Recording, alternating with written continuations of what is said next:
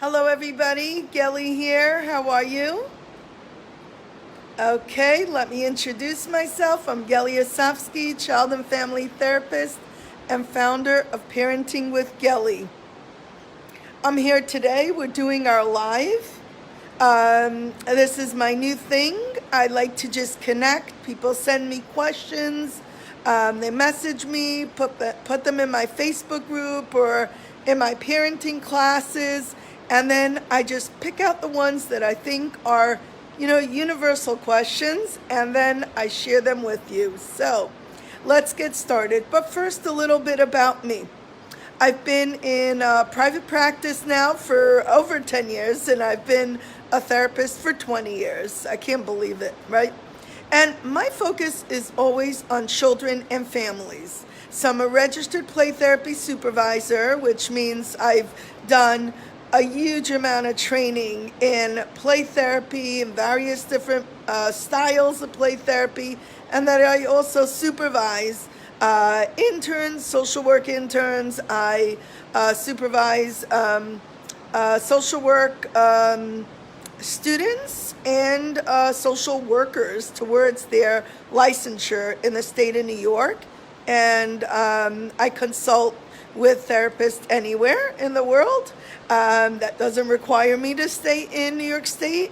And I also am an EMDR consultant, which I've worked very hard on in the past year during COVID. So now I get to teach EMDR therapists how to really integrate EMDR trauma therapy into their already good practices, and it's really fulfilling.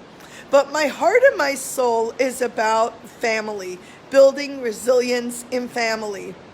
And that's what Parenting with Gelly is all about. That's what my parenting courses are all about. That's what my self-guided programs on my website, parentingwithgelly.com, are all about. This is my mission statement. This is my why I get up in the morning, because I can make a change in the lives of children and families. Now, I'm here. I took myself to a hotel for a few days just to rest and restore after our wildly successful parenting class launch. It's my parenting course, Parenting with Play, the non-tech way.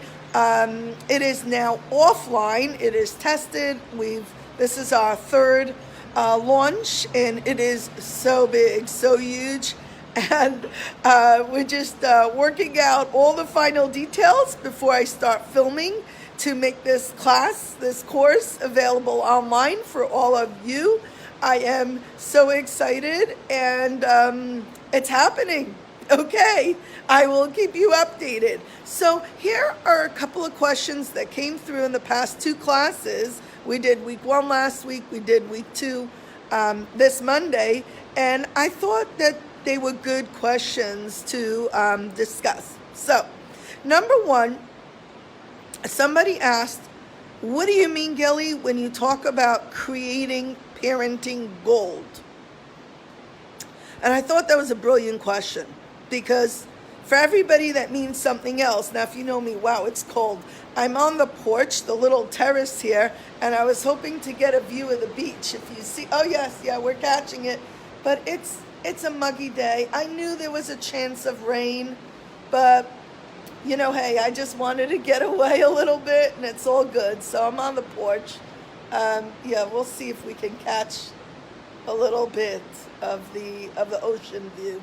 Okay, so I wanted to tell you a little bit about what I mean by developing and creating parenting goals. So the thing about what I'm doing, I want to disrupt the market of parenting by saying, okay, we need to fix the kids. We need to learn how to discipline them properly. We need to just make sure that they're listening. We need to there's so many problems, so many misbehaviors, so many different things that can go wrong. So we need help, right? I know. I raised my girls. I'm a grandmother. I know the things that can go wrong. But what I want to focus on today is what we can do as parents to build resilience, what can go right. So when I think about parenting gold, I think about it as creating a pot of parenting gold. Just like us mothers, if you're the type to cook, if not, I'm sure you go to the store and buy that good soup. You buy the vegetables, the onions, the garlic, you saute them, you get the carrots, the celery, the turnips, the sweet potatoes, that spinach, let's see, that good red pepper that adds that flavor, and you either use your food processor, chop up the vegetables lovingly, saute them, stir them, simmer them on the pot. As many hours as you can stir it, that's how good your soup is going to be. It's going to just become better and better and better. Okay, that's what you want for your parenting. That's what you want for parenting gold. The longer you simmer good feelings, good vibes, good connection, that's how long and how much parenting gold you will have. I hear a noise here. Hold on. Maybe that's the neighbor on the terrace. The neighbor, no, somebody. Anyway, that's what you are getting when you get parenting gold. I think I'm catching another snapshot here. Hold on. A little sun? A little something? Not really. So that's really what we're getting, okay? So what do you want for your pot of parenting gold? Do you want it to bubble over? Do you want yourself to feel like amazing as a human being? Sorry about this. I think we're going to head inside. It's a bit cold. Much colder than I thought. So what do you want for your family? What do you want in order to have amazing, connected kids? What do you want to have the feeling of, wow, my mother is always there for me. Wow, my mother, she believes in me. Do you want to be that kind of parent who helps your child be prepared for life, for all the good parts, the hard parts, the everything in between? It all starts in here. It all starts with you, mommy, with what you bring to the parenting table. That's what I call it. So I thought I would just talk a little bit about the idea of creating parenting gold. Gold is a very valuable thing. Diamonds are a very valuable thing. What do you want to have that for you, for your family? Okay, so that was one thing. Another thing that was a bigger, broader question that many people ask when I named my parenting course, my offline course is called Playful Parenting 2.0, and launching it online, I kind of wanted a little like a jingle, not a jingle, but you know what I mean. So I called it Parenting with Play, the non-tech way, because kids are more and more on tech devices, and my goal for every mother out there is for you to get your kids off those devices and into connection with you. I don't mean delete tech from your life. I mean just like, hello, connection. Children were meant to be raised by humans, by mothers, not by devices, okay? So here's a question. Somebody said to me, and it was a live question, so I think my kids would think I'm so nerdy, like I'm so weird, if I like play with them. Like, I don't know, it's so not who I am. And my kids, she's got a few kids under 9, so she's a young mommy. And she feels like her kids would think she's weird. Okay, anybody relate here? Anybody relate? Anyone? I never felt that way, so I'm wondering if it's like a new thing. I don't know. I never thought my kids would think I'm weird if I played with them or if I was playful. I mean, when they got to being teenagers, yeah, we had those moments. But, I was like, look, your mommy's just a fun mommy. I'm the one that will chauffeur everybody to the mall. I'm the one that will sit there for 6 hours in Woodbury Commons, if you know. I'm in the Hudson Valley in New York. It's in a mall outlet. I'm the one that will do that. I want to be around the kids. I want to take in the fun, the enjoyment, the discussions. I'll chaperone them anywhere. So, but going back to young kids, do you feel like you're just like not the playful type? That was another thing that came through. A parent actually called me. Hello there. A parent actually called me and said, I listened to week one, and she was listening to it on the replay, and she said, week one, I thought, like, okay, this is so cute, but no, not for me. Very nice mindset. Yes, it's great to have the positive mindset of being a playful parent. Week two, that's when I got the phone call. She's like, I just listened to week two, and I am like psyched.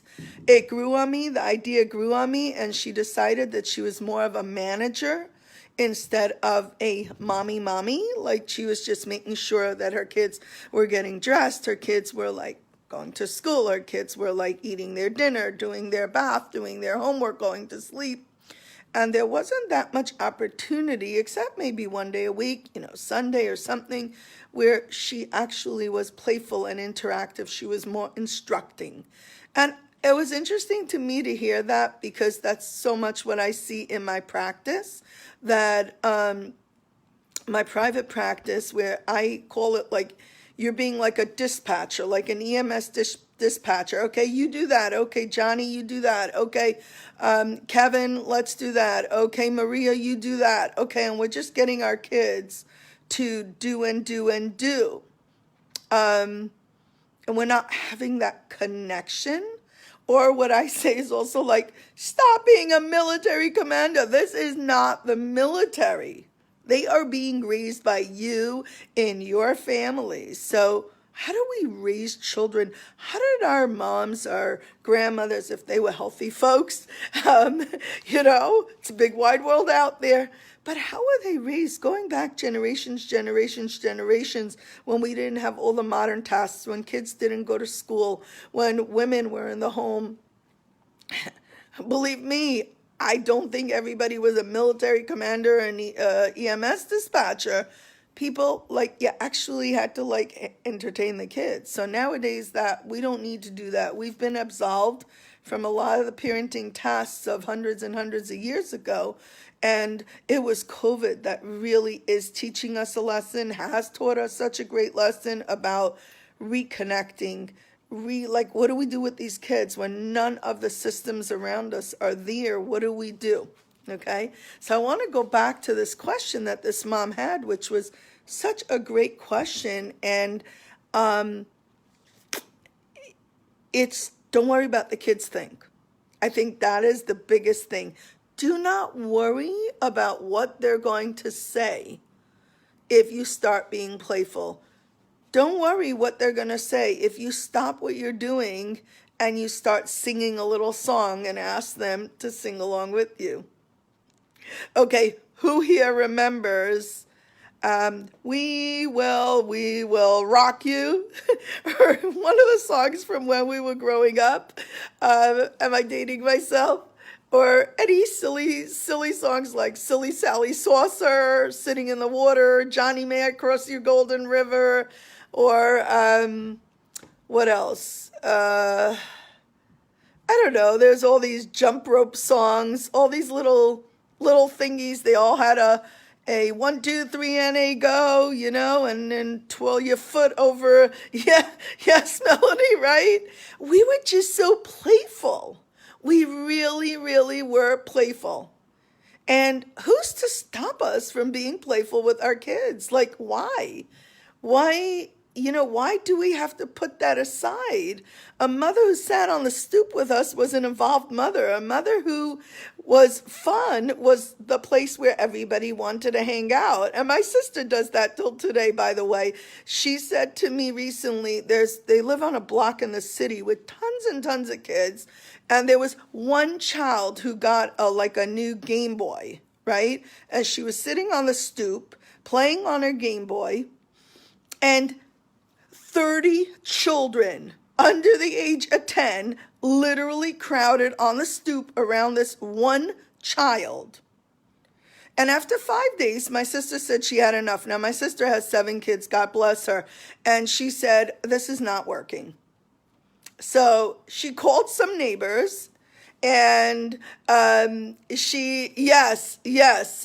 so hard to be playful. We get stuck in adult mode, Melanie, 100%. And I speak for myself, but because I'm so engrossed in the world of play therapy, in the world of play, like I live it, I breathe it. So I see it. I see it in front of me, and I see it as a way to reach the kids. Everything will get done. It's a matter of what's going on here. It's the mental mindset. So my sister actually, I don't know if I would have gone that far, but she did call the mom of this girl, and she said, look, it's summer's coming, and I don't feel it right here near the beach. I'm like freezing. I'm in a velour hoodie. It's so cold today, but the water's good. It doesn't matter what the weather is. Can always use some of that, right? She said, look, your kid can have the game, boy. It's okay. And this is your choice as a mother. I just need to tell you from my perspective as a mother of 7, I just really can't justify seeing my child and 30 other kids that she would be playing jump rope with, or ball with, or soccer with, or basketball, or shooting the breeze, or whatever, looking around you, one child with this device. So I just want you to know I'm thinking about creating an initiative for the block, that every night one parent is going to create an activity. I see the kids are bored. If everybody's just looking at one device, that must mean that they need something extra. And what they're doing is they are literally, my sister started, she did popcorn night. Another neighbor did brownies. Another neighbor did a craft night. And the kids are loving it. They are loving it.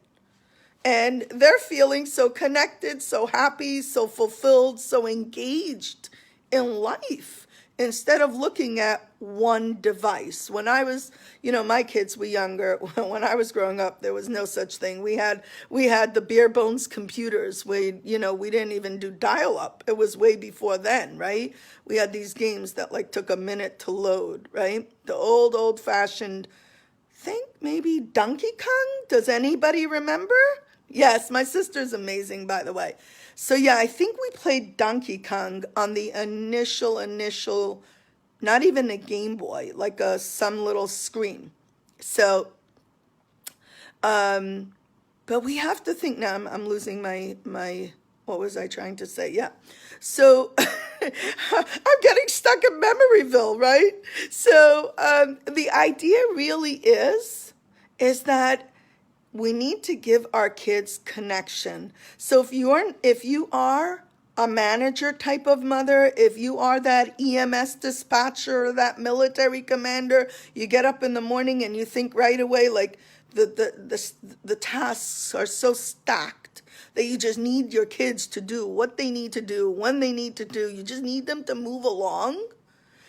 And yes, maybe you're the type that's playful, but only in the right context. When you have nothing to do, all is good in the world, and now you can sit down on the couch and read a book. My goal is to disrupt the way you are parenting, because it is not helpful to a child's development. The child, your daughter, your son needs your love, your connection, needs your facial cues, your body cues, your social cues. That's where they learn everything. So if you're busy looking at everything else but them and just getting tests done and telling them what to do, what happens is they're not learning these very important lessons of social skills from you, mommy, which really, by the way, is what they need going into a tough world. I know all of us are worried about our kids growing up. And, my kids, my daughter has 2 little kids, and I worry about them. I don't over worry, but I think about the world we're facing. COVID has just turned our world upside down. And even without COVID, there's so many different pieces. The robots, the technology, everything is just moving so much faster. Kids nowadays are not communicating by phone or in person. They're all on their devices. So we need to stop that. We may not be able to stop that 100%, but we can stop some of it. We parents have the power. And that's what I was thinking of when I heard this in so many different ways from parents. They're messaging me, they're leaving me Google voice messages and just asking questions. Like, what do you mean, Kelly? And it made me realize that it's actually true. These parents do not know what I mean. Not these parents as in a pejorative, please forgive me. I mean, as in, I am blessed through the work that I do to really, really be able to realize the importance of connection and nurture on a daily basis. So, and that's what I want to share. Let me read this question. Do you have any recommendations for how to both get stuff done and connect with the kiddos? Yes, yes, yes, Melanie. I want to inspire you, because this is how I raised my kids, and this is what I tell my parents that I work with, both in office and on my parenting course. The idea here is that you have to first, let me back this up by saying you have to think about what type of a human being you are, right? So there's no right or wrong way, the way your brain works. So if you're the type that you get nervous about the children being underfoot, it's better do the work when they're out of the way and then be with them literally for that 1 or 2 hours or however many hours you spend, whether they're going to school, they're homeschooled, right? I know you homeschool your kids, Melanie, so that's an extra gift that you're giving your kids. Not everybody can do that. I think you homeschool your kids. So what I would say is involve the children in the tasks of the day. I always liked to do laundry when my kids were around. I know you may think, you may think that's funny, but what I did was I would just talk to myself and say, one of my daughters is Libby, one of them is Deanie. So I would say, okay, by the way, Libby, I'm going to be doing the laundry now. So here's how I separate the whites and the darks. And, was there any outfit you used when you were playing in the mud the other day? Like, I have a spritzer here. We can spritz it together. Young kids love to spritz anything. Now you have to make sure you have non-toxic stain remover if you do. So that was what we would do. We would put it in the wash. Yes, 100%, because you homeschool and you have that new baby, right? So I would just literally involve them, and I would say, okay, kiddies, who likes to pair socks? And even if they were just following me, I would just talk out loud, and I have a drying rack. So I would say, okay, we need to hang this up this way because we don't want marks in the wrong places. I want your clothes to look all good. Oh, great, I got out that stain. That's fabulous. And I would start cooking. Yes, right? Isn't it? They love it. They love the Windex. Do not buy Windex if you're going to give them Windexing your windows, right? But buy the ones in the health food store there, or just do vinegar and water. They love spritzing. By the way, my 6-year-old brother, this goes back a long time ago, absolutely loved to vacuum. He thought it was amazing as a teenager. I thought it was God's gift to humanity. Please take my job away from me and go vacuum. The kids love everything that you do when you make it fun. The kids absolutely love it. So yes, we talk out loud, we get them involved, and then that's breakfast. By the way, I got my kids a Hello Kitty toaster. I had the girls, right? So we got a Hello Kitty toaster, and every day we had Hello Kitty toast. And I'm like creative in that way. So we would do silly toast. When we baked challah with them, I would give them like little balls of dough, and we had Candyman challah, we had Mickey Mouse challah, we had a rabbit, we had a pet rabbit, we had lots of rabbit challahs at our Sabbath table, and it did not look anywhere like what they thought it would be, but it was an activity that involved them in the traditional foods that we were making. Salad, we get the kids involved in doing dressings. We got the kids, you can take it out of the library too if you want, kitty cookbooks. And we'd start using those kiddie cookbooks, which is a way, by the way, when you homeschool, to teach math, to teach these kind of concepts. It's actually, it's critical thinking development here, and it is something that really, we learned how to do no mixer cakes.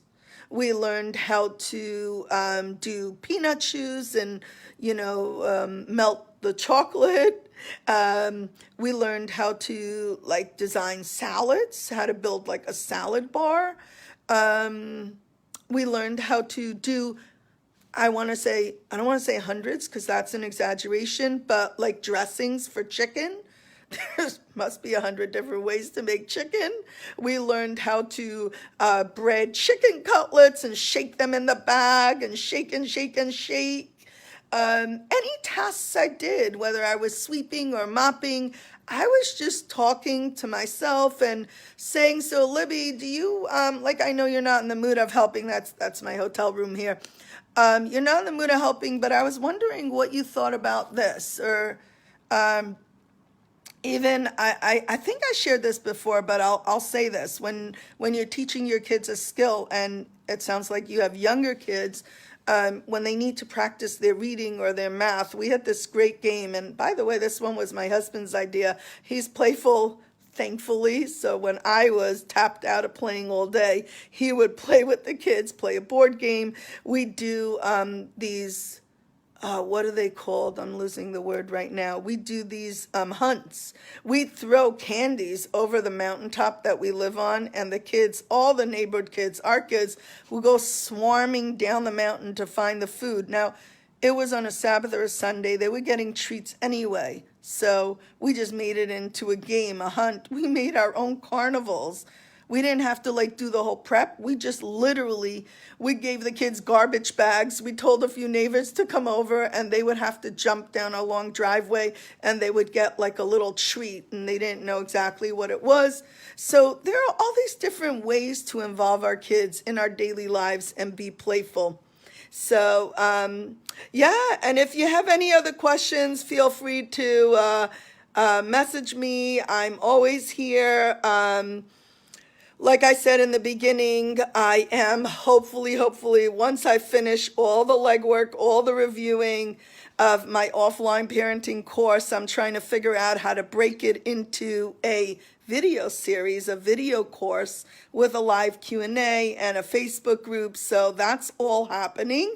So if any of you have any questions about playful parenting, parenting with play, the non-tech way, I am available to do 15-minute parenting consults to see how to just give you a little win, a little something that can help you. And if you have questions about my parenting course, I am happy to tell you about it. And for my founding members, I know it's hard online for people to trust someone new. Some of you may already know me from just being on social media. I'm on Facebook, Instagram, a Facebook group, and LinkedIn. I'm pretty much been online a lot in the past year as I broke through my own tech issues. I like to be in person with people, but so many of us during COVID, that was our only saving grace, online, right? So I know that people, may need a little bit of an incentive to give me a chance and start to take in what I have to offer. So I will be offering this parenting course at a steep discount. I think coming from Mother's Day for my founding members of my program. So if that's something that's interesting to you, I think, if I get 10 people, I can do a really steep discount to just get off the ground. And in exchange, I would be asking for a testimonial so other people online can say, hey, this woman from New York, from Rockland County, New York, she helped so-and-so. Look, this is when I look for something, I also look at those. I look at the testimonials. I ask for, I really wonder like what people have to say, what experience did they have? So I know I'm going to have to go that route as I launch my parenting course online. Okay. I hope you all have an amazing day. I will talk to you soon. I will be live next week again. Take care.